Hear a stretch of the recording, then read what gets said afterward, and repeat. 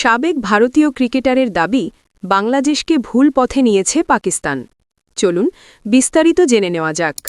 মুস্তাফিজুর রহমানকে IPL squad থেকে বাদ দেওয়ার তাৎক্ষণিক প্রতিক্রিয়ায় বাংলাদেশ জানিয়ে দেয় তারা ভারতে বিশ্বকাপ খেলবে না। হয় ভেন্যু আরেক আয়োজক শ্রীলঙ্কায় নিতে হবে, নয়তো বয়কট করবে।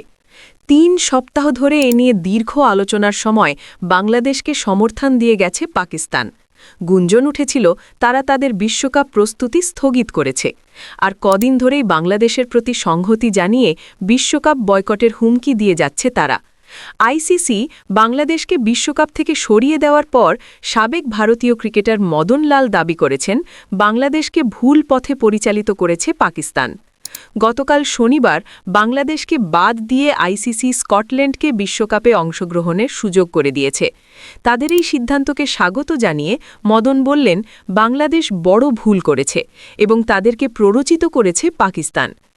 এএনআইকে সাবেক এই ভারতীয় ক্রিকেটার বললেন, আইসিসি খুব ভালো সিদ্ধান্ত নিয়েছে। পাকিস্তানও তাদের ভুল পথে পরিচালিত করেছে। এখন স্কটল্যান্ডের জন্য বড় সুযোগ, তারা নিজেদের মেলে ধরার সুযোগ পাবে। বাংলাদেশ খুব বড় ভুল করল।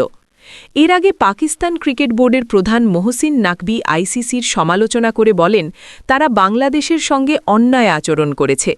বাংলাদেশও ভারতের মতো পরিস্থিতিতে ছিল, যারা বহুজাতিক ইভেন্টে খেলতে পাকিস্তানে যায়নি। বাংলাদেশ আইসিসির পূর্ণ সদস্য, পাকিস্তান ও ভারতের মতোই।